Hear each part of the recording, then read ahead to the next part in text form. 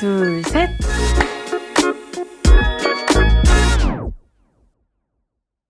안녕하세요. 배종원입니다. 저는 우리나라에서 25년간 청소년과 교사와 학부모 그리고 노인들까지 전 연령에 대한 성교육을 하고 있는 인생 성교육 전문가입니다.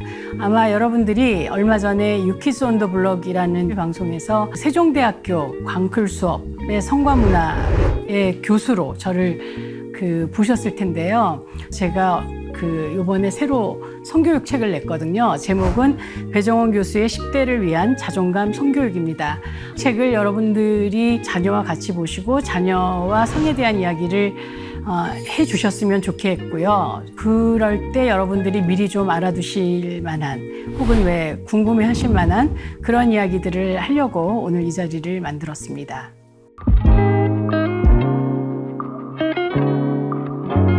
성에 대한 이야기를 할 때 아이들과 얘기할 때 내가 성을 어떻게 생각하느냐에 대해서 먼저 생각을 하는 것이 참 중요합니다. 내가 성에 대해서 부정적인 생각을 하고 있으면 아이들에게 아무래도 좀 보수적이고 부정적인 이야기를 하게 돼서 아이들도 그렇게 성에 대한 생각을 하게 되기 마련이거든요. 그래서 내가 좀 더 건강하고 성에 대해서 긍정적인 생각을 할 수 있을 때 아이하고 이야기를 하는 게 좋습니다. 그런데 왜 우리들은 성에 대해서 이야기를 못하는 걸까요? 왜 우린 불편할까요? 제가 아마 여러분들에게 섹스하면 뭐가 떠오르세요? 이렇게 물어보면 민망해 하실 겁니다. 그 이유는 여러분들이 지금 생각하고 있는 섹스가 바로 남자와 여자가 하는 성행위에 굉장히 집중이 되어 있기 때문이죠. 그래서 얼굴이 좀 붉어지실 수도 있는데요. 그 성에서 섹스는 n분의 1밖에 안 됩니다. 거기에 보면 뭐 연애라든지 데이트라든지 혹은 또 너와 나의 몸에 대한 문제라든지 마음에 대한 문제라든지 어떻게 관계를 맺는지 잘 만나는 법, 잘 헤어지는 법, 이 모든 것들이 다 들어있는 것이 성이거든요. 그래서 성은 우리가 살아가는 이야기를 하는 것인데 우리는 자꾸 성기 중심으로 혹은 왜 섹스로 이렇게 생각을 하기 때문에 성에 대해서 말하기가 굉장히 어려운 거죠. 또 우리나라는 성에 대해서 가르쳐 오질 않았어요. 그래서 아마 학부모님들은 학교에서 성교육을 제대로 배워보신 적이 없을 겁니다. 그렇기 때문에 아이들이 뭔가 질문할 때 굉장히 난처하고 답하기가 굉장히 어려운 거겠죠. 자, 그러면 여러분, 우리 한국의 성문화는 어떤가요? 우리 한국의 성문화는 굉장히 점잖은 것 같지만 사실은 굉장히 선정적이고 외설적이고 그리고 또 심지어 폭력적이기까지 합니다. 그래서 언론이나 사회에서 다루는 성은 흥미로운 성, 또 야한 성, 그리고 또 아이들의 성폭력 이런 이야기들을 하고 있기 때문에 우리가 성에 대해서 더 터놓고 말하기가 점점 어려워지는 것 같아요. 요즘 학부모 여러분들이 걱정하시는 것들 중에 디지털 성범죄에 대한 문제도 있을 겁니다. 아이들은 이미 그 메타버스나 온라인상에서 내가 알지 못하는 사람들과 굉장히 많은 소통을 하고 있어요. 그런데 거기에서 그 아이들을 성적으로 착취하고자 하는 어른들이 아이들에게 고민을 들어주고 아이들에게 뭔가 위로를 막 해주고 아이들한테 커피도 보내주고 초콜릿도 보내주고 이러면서 그 아이들이 그 사람을 믿게 그루밍하는 경우가 많고 그것이 성범죄로 이어지는 경우가 많거든요. 여러분들이 아이들과 성에 대한 이야기를 터놓고 할 수 있어야 성이란 무엇인지, 사랑은 어떻게 해야 되는지, 연애는 어떻게 해야 되는지, 혹은 섹스를 어떻게 해야 되는지, 피임은 어떻게 해야 되는지, 그리고 또 디지털 같은 데서 성범죄의 대상이 되지 않는 그런 것들에 대해서 충분하게 이야기해 주실 수 있을 겁니다. 무엇보다도 부모님들이 성에 대해서 잘 알고 계셔야 아이들이 왔을 때 아이들이 뭔가 질문을 할 때 솔직하게 자연스럽게 그리고 아주 구체적으로 이야기를 해 주실 수가 있겠죠.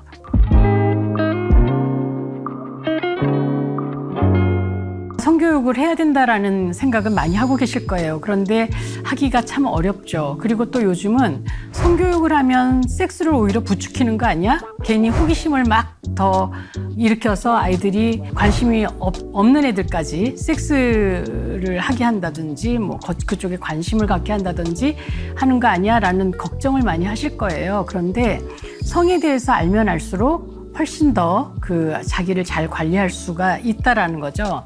성교육에서 어떤 이야기를 해야 될까요? 첫 번째는 생명 존중입니다. 그래서 모든 생명은 귀하고 모든 생명이 귀하기 때문에 나도 그렇게 귀하고 그리고 상대도 귀하다라는 걸 알게 되는 거죠. 그리고 두 번째가 생명 존중에서 비롯된 나를 존중하고 나를 돌보고 나를 아끼는 마음입니다. 그리고 나를 믿는 마음이죠. 그래서 이 자존감에는 자존감과 자기 효능감, 내가 나를 관리해서 어떻게 나의 인생에 유리하게 살아갈 수 있는지에 대한 이야기도 들어갑니다. 그리고 세 번째가 이런 자존감을 갖고 또 존중하는 마음을 갖고 다른 사람과 좋은 관계를 맺어가는 그런 것을 가르쳐 주는 것이 바로 성교육입니다. 예전에 우리가 받은 성교육은 안전 위주의 교육이었고 사고치지 말라는 교육이었고 그리고 조심하라는 교육이었고 뭐 성폭력 예방 교육이었다고 하면 요즘의 교육은 인권을 바탕으로 해서 성에 대해서 구체적인 정보를 주고 그리고 건전한 가치관을 주면 우리가 스스로 알아서 우리가 좀 더 행복하도록 삶을 영위할 수 있게 하는 성교육입니다. 이른바 포괄적 성교육이라고 얘기를 하고 있고요. 유엔에서는 유네스코를 통해서 2035년까지는 전 세계가 포괄적 성교육으로 가자라는 지향점을 정하고 전 세계가 노력하고 있습니다. 포괄적 성교육에서는 모든 사람들을 존중하고 생명을 존중하고 그리고 우리 몸과 마음을 잘 알아서 잘 관리할 수 있게 하고 그리고 관계를 잘 맺을 수 있게 하는 한편 피임이나 혹은 뭐 성병이나 이런 것들에 대한 정보도 줘서 우리가 성 때문에 위험해지지 않도록 도울 수 있는 정보를 많이 가지고 있습니다. 저희 성교육자들이 늘 부탁하는 게 있어요. 뭐냐면 성에 대한 이야기는 갑자기 할 수 없습니다. 부부 간에도 마찬가지고 부모와 자식 간에도 마찬가지예요. 이 성에 대한 이야기를 하려면 평소에 많은 대화를 이미 하고 있어야 돼요. 그래서 너 학원 갔다 왔니? 뭐 밥 먹었니? 학교 뭐 시험 잘 봤니? 이 정도 얘기만 하는 부모가 너 여자친구 있어? 뭐 너 키스는 언제 할 거야? 키스하게 되면 어떻게 할 거야? 이런 얘기를 할 수가 없어요. 그래서 네가 지금 외로운지, 네가 오늘 기분이 어땠는지 이런 얘기를 아이하고 충분히 할 수 있어야 성에 대한 이야기를 할 수 있고 만약에 어떤 위험이나 혹은 새로운 일이나 이런 것들이 생겼을 때 아이가 다른 사람한테 가지 않고 부모한테 와서 얘기할 수 있다면 그 성교육은 완성이 된 거나 마찬가지입니다. 부모님들이 많이 질문하는 것들이 이제 자녀들이 이성교제 할 때 혹은 성관계로 이어지는 경우 또 자유행위에 대한 얘기들 이런 것들에 대해서 많이 물어보시는데요. 특히 이제 자유행위 같은 것도 굉장히 걱정 많이 하시는데 자유행위는 나쁘지 않거든요. 자유행위는 오히려 아주 자연스러운 성 발달 과정 중에 하나인데 그것을 하면 왠지 변태가 될 것 같아서 그렇게 걱정을 하시나요?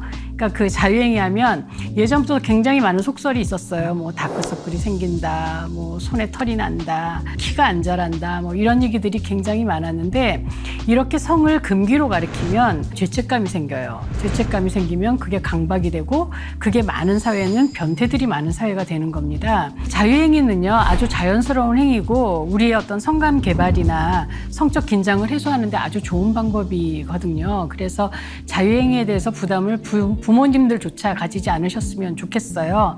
그래서 아이들이 왜 방에서 좀 기척이 없거나 뭐 샤워를 좀 오래 하거나 그럴 때 그런 사적인 영역을 좀 인정해 주시는 것 굉장히 중요할 거라고 생각합니다.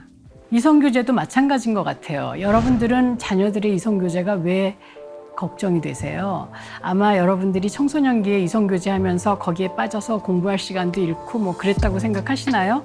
그런데 실제로 요즘 아이들은 이성교제를 통해서 훨씬 더 건강하게 왜 서로 성적도 경쟁하고 도서관도 같이 맡고 도서관에 가서 같이 공부도 하고 이런 아이들도 굉장히 많거든요. 그러니까 결국은 밝은 면을 보여주시면 밝은 대안을 주시면 아이들은 그렇게 갈 거라는 겁니다. 물론 이제 여기서 걱정되는 것들이 있어요. 요즘은 섹스가 굉장히 쉬워진 사회이기 때문에 사실은 부모님들이 제일 걱정이 되는 건 애가 너무 일찍 성관계를 할까 봐일 거예요. 그런데 아이들도 다 알고 있거든요. 10대 성관계가 가져올 수 있는 것들에 대해서 이야기를 하면 다 알아듣죠. 그래서 제일 걱정되는 건 10대뿐만 아니라 어른도 준비되지 않은 성관계가 가져오는 것들이 있어요. 그래서 피임해야 된다는 거, 그러니까 원치 않는 임신이라든지 혹은 성병이라든지, 그리고 또 이 10대에 이른 성관계를 하면 죄책감 같은 것도 좀 생긴단 말이죠. 그리고 또 사회 평판 같은 거, 쟤는 뭐 누구랑 어디에서 나오더라, 뭐 이런 어떤 평판 같은 것들도 신경을 쓸 수밖에 없기 때문에 이런 것들에 대해서 애들하고 터놓고 이야기하는 거죠. 그 여자와 남자가 서로 알아가는, 청소년기에 서로 알아가는 것에서 조금 더 가서 굉장히 스킨십이 좀 진해지고, 심지어 그 준비되지 않은 성관계를 하는 경우도 많기 때문에 여러분들이 걱정을 하시는 거겠지만, 사실 아이들도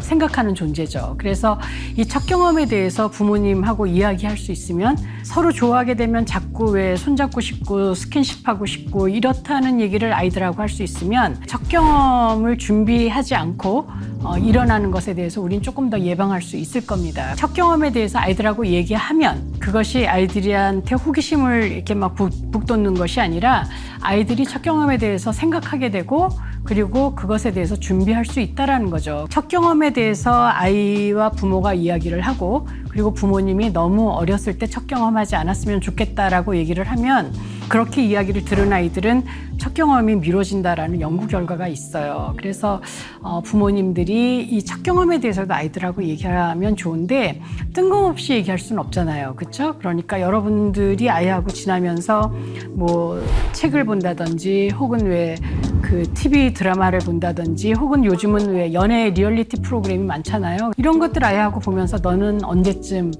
그 얼마나 사람을 좋아하면 뭐 섹스할 것 같으니, 너는 키스를 할 때 어떤 사람하고 할 것 같으니, 뭐 이런 얘기를 이렇게 물어볼 수 있는 거예요. 혹은 저 사람들이 지금 키스를 하는데 너는 어떤 생각이야? 뭐 이렇게 물어볼 수도 있는 거고, 이렇게 얘기할 수 있으면 아이들은 성에 대해서 좀 더 쉽게 엄마와 혹은 아버지와 이야기할 수 있다라는 거죠. 그래서 미리 준비시켜 주시는 게 중요하죠. 첫 경험 전에 네가 생각하고 준비해야 될 것들은 뭘까?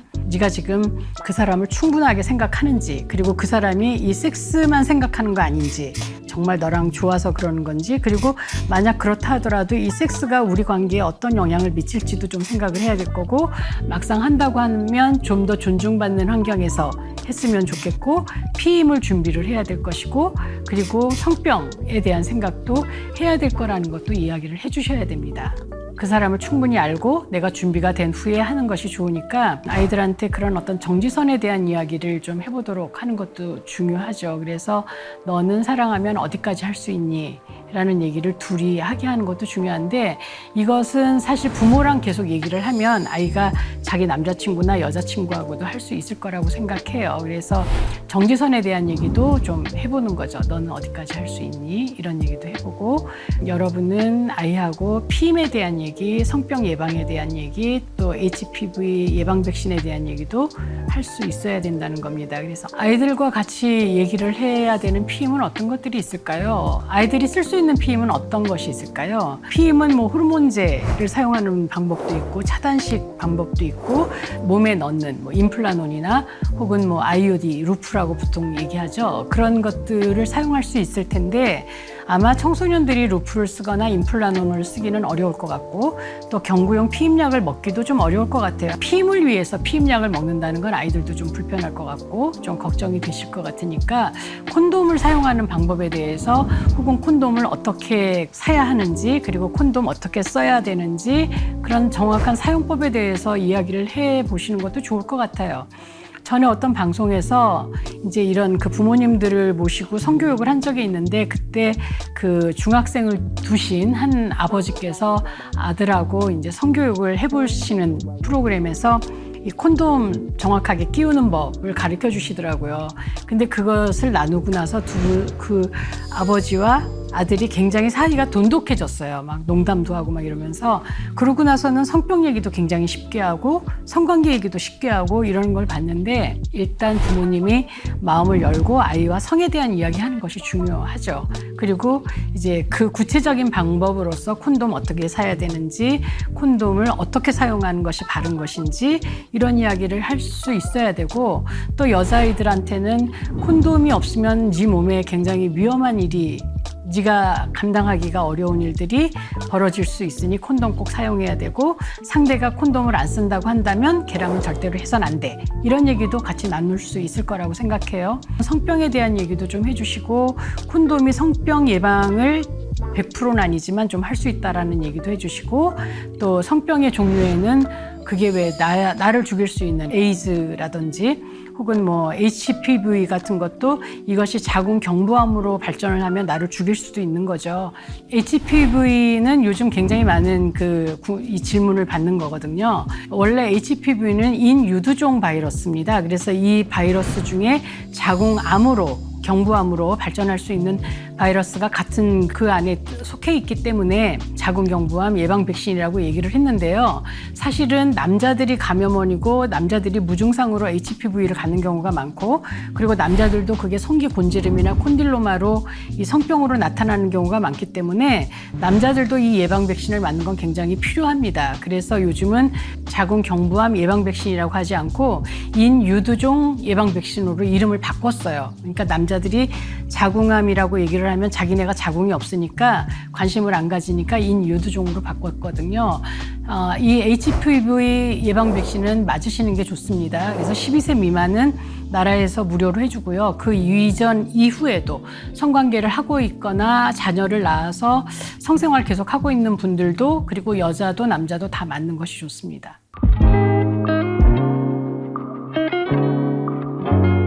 이런 이야기들을 부모님이 하시려면 부모님이 공부하셔야 되죠. 성에 대한 이야기는 건강한 가치에 대한 얘기도 해야 되지만 몸에 대한 얘기, 호르몬에 대한 얘기, 그리고 지금처럼 피임에 대한 어떤 기술이나 혹은 거절할 수 있는 방법, 기술이나 훈련 같은 것들이 필요하기 때문에 여러분들이 미리 그 성에 대한 책들을 읽고 주시는 게 좋고요. 여러분들이 그런 준비를 해주면 아이들은 조금 더 마음을 열고 부모님하고 성에 대한 궁금증을 충분하게 얘기할 수 있을 것 같고 그러면 어쨌든 아이가 건강하고 긍정적으로 성에 대한 준비를 하고 또 행복한 인생을 꾸려갈 수 있도록 여러분들이 주변에서 울타리가 돼서 아이들을 돌보아 주실 거라고 생각합니다. 영상 일부에서는 왜 우리가 성교육을 해야 되는지, 성교육에서 어려운 점이 뭔지, 그리고 여러분들이 그 성교육을 하기 전에 준비해야 될 것들에 대해서 좀 말씀을 드렸고요. 2부에서는 제 책의 그 제목인 자존감 성교육, 왜 성교육에서 자존감이 중요한지, 그리고 성적 자기 결정권과 또 성적 동의에 대한 이야기를 좀 더 구체적으로 해드리도록 하겠습니다. 2부에서 뵐게요.